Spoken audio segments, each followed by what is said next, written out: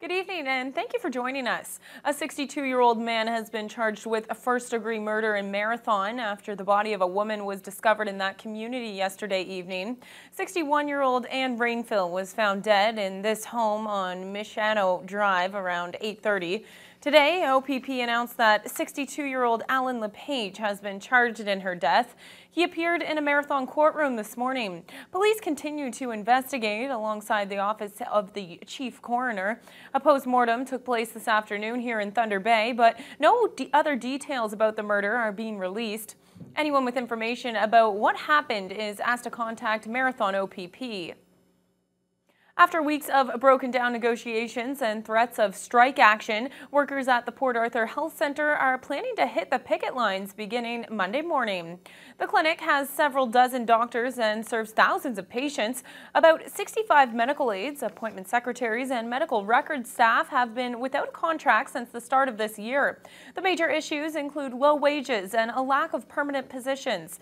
The union says those issues have resulted in casual employees being overworked and underpaid. Director of Healthcare for Unifor, Andy Savella, says no progress has been made on the key issues.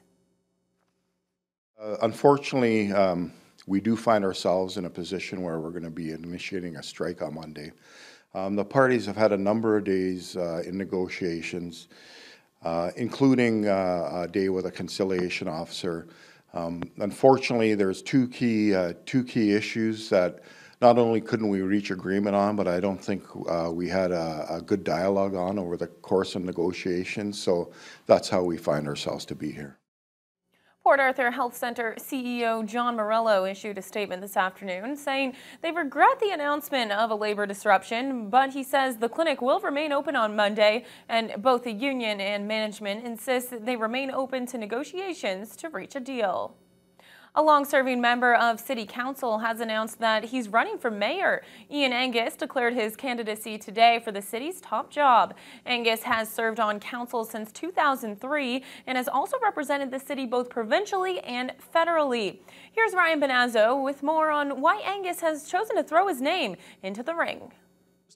Ian Angus has been an MPP, an MP, a city councillor, and this fall he hopes to add Mayor of Thunder Bay to his extensive political resume. If we are to tackle the growing cost, Angus announced his candidacy to an assembled group of reporters Friday morning.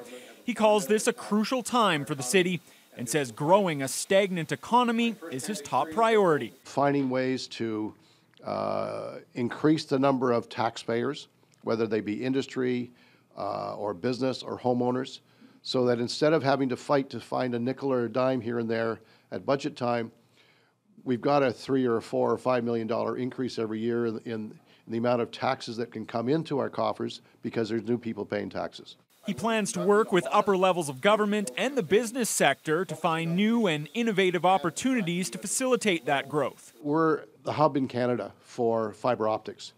Every single fiber optic trunk line comes through Thunder Bay.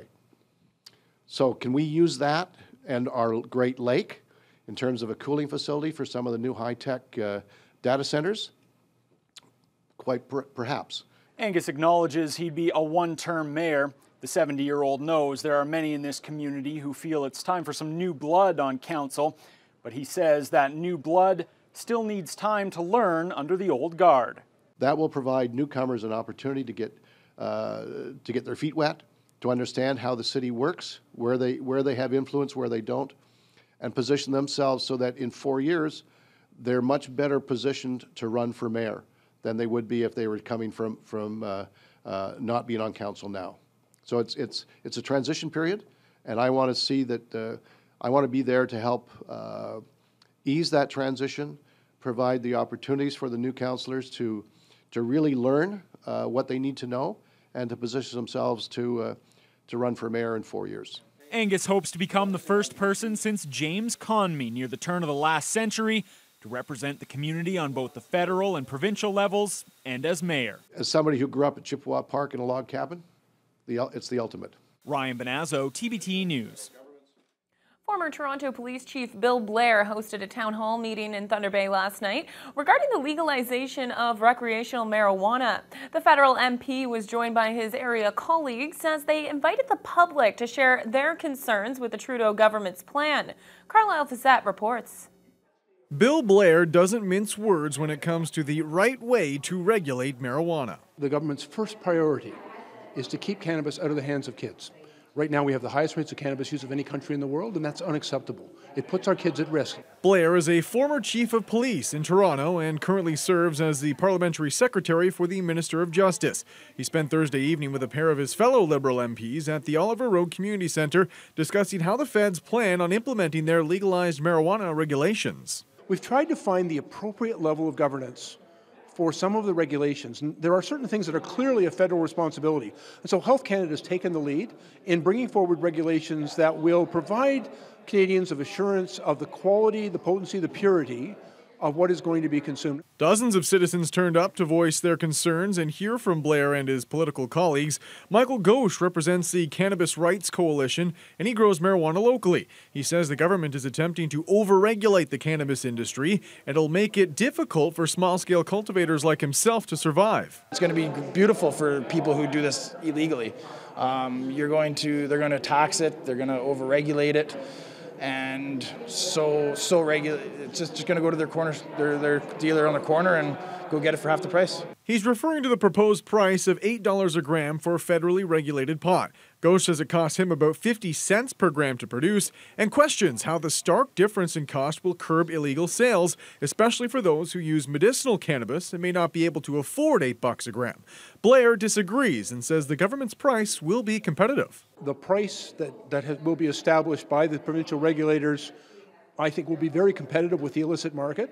And so people will not be paying more for medical cannabis than they would from the illicit market because, the system that's being put in place is going to be quite competitive with that illegal market. Local MP Patty Hajdu was on hand in her capacity of Minister of Employment, Workforce and Labour. When asked about how employers are expected to deal with workers who use marijuana on the job, she says it's up to businesses to ensure they have an airtight impairment policy. Employers need to have strong policy on what their expectations are around substance use at work, around the need for safe workplaces, around the need for ensuring that people understand their obligations and their rights as employees. Carlisle Fissette, TBT News. It was a busy evening for city firefighters last night as they battled a pair of blazes in two different parts of the city. The first fire broke out shortly after 5 o'clock yesterday at a Harold Crescent business. Numerous fire crews were called to put out the fire, which engulfed a pair of transport trucks and a trailer and caused huge clouds of black smoke.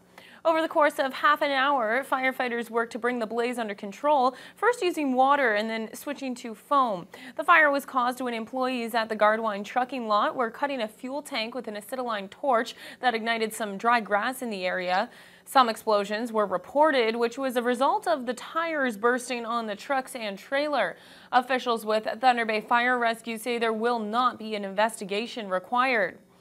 The second fire took place at a residence on Windermere Avenue around 7:30. 6 fire trucks and 22 firefighters responded to the garage fire and managed to get the blaze under control within 10 minutes. The fire was contained to the garage, but there was some minor damage to the nearby home.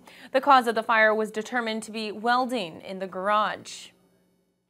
A new PC candidate was nominated last night for Thunder Bay Atikokan. 2 contestants were originally running for the position, Mo Kamuzi and Brandon Postuma, but Kamuzi withdrew over the Easter weekend, turning the race into an acclamation. Around 100 people gathered as Postuma accepted the PC nomination. He served as riding president for several years, but this is his first time running as a candidate for the party. Postuma says he made the decision to put his name in the race because he's worried about the future for his 3 children. He says the biggest need here in Northern Ontario are the jobs. The previous generation, I'm in my 30s, so I never experienced this, but at one time, Northwestern Ontario, they called it the Chicago of the North. We were going to be the economic engine for Ontario, and at that time, Ontario was the economic engine of Canada. So there was potential, and there still is potential. We just need to move forward. We need to bring people together. We need a new message. We need new leadership, and we need a fresh face to bring that to Queen's Park and then present those ideas. Postuma will be up against longtime Liberal MPP Bill Morrow and NDP candidate Judith Monteith Farrell when the Ontario election is held on June 7th. OPSEU members across Ontario are calling on the provincial government to address their concerns over precarious work conditions in the developmental services industry. The local rally took place outside the office of Michael Gravel, MPP for Thunder Bay Superior North. Gravel came out to hear from the demonstrators directly and participated in a brief dialogue. Erin Rice is the president of OPSEU Local 742. She says the current system must be overhauled by converting part-time jobs into full-time positions that would include fair wages and benefits. If you wanted to go for a cup of coffee and you're living in your house with your 3 roommates, you can't go for a cup of coffee if there's only 1 staff, if you need support staff to take you out. And so that's where the retention problem is, right? There's not enough staff to work. And so we would like to overhaul the system, sit down at a central table and work it out. I have a family member who's cared for by Community Living Thunder Bay, so I've got a pretty good insight into the challenges that they have. I'm proud of our government for the investment we've made in the 2018 budget, $1.8 billion over the next 3 years. That will make a difference. But certainly the issues that were brought up today by the union leadership, I'll make sure I carry that to Queen's Park. Rice says she spoke with the Minister of Community and Social Services yesterday and will meet with him in the near future regarding the budget. Elevate Northwestern Ontario says its new outreach van has been a great success for the organization. The vehicle allows healthcare providers access to vulnerable individuals around the city who likely wouldn't seek treatment otherwise. The City of Thunder Bay donated a surplus ambulance for the program, which was rechristened Ellie. The exterior received a brand new paint job as well, which was undertaken by a group of local artists. Inside, healthcare providers are equipped to test for HIV as well as hepatitis B and C. The van is also well stocked with naloxone kits, one of the most effective tools in treating an overdose.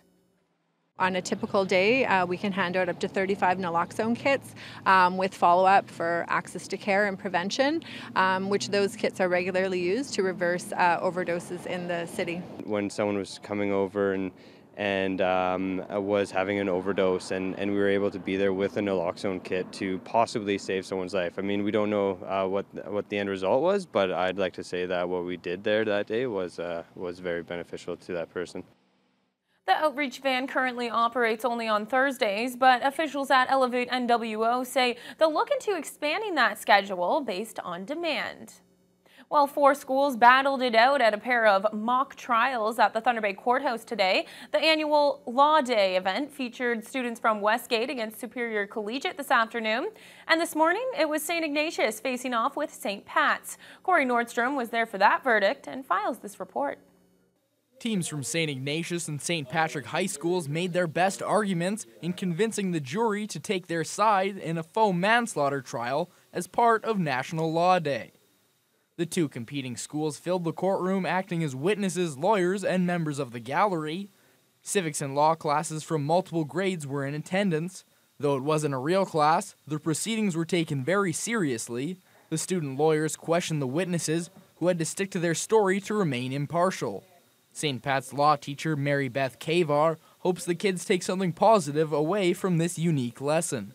They'll form our governments. These kids in there will all be voting in a few years, and inspire them perhaps to think about a career in law in the many, many different forms that it takes. The trial wasn't just a one-day affair. These kids have been practicing after school for weeks, gaining knowledge and even creating works to be used as evidence on the case, with their teachers and local lawyers as mentors.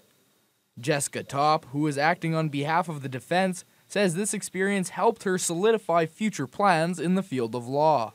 Well, I wasn't really sure if I wanted to do law, but today I had a lot of fun. It was a cool experience. It just kind of helped me realize what you actually have to do and what actually goes into the trial process. With a real judge and clerk on hand, it made the event seem that much more real for the students, even though they would use certain moments as lessons for the kids. The judge gives them very valuable advice, tells them how it would have been if it was a real trial, how much longer, how much more involved, how precise, and how careful we have to be that we follow the law, the rule of law. After much deliberation from the jury, the defense was victorious, the accused was acquitted, and St. Pat's was awarded the trophy. Corey Nordstrom, TBT News.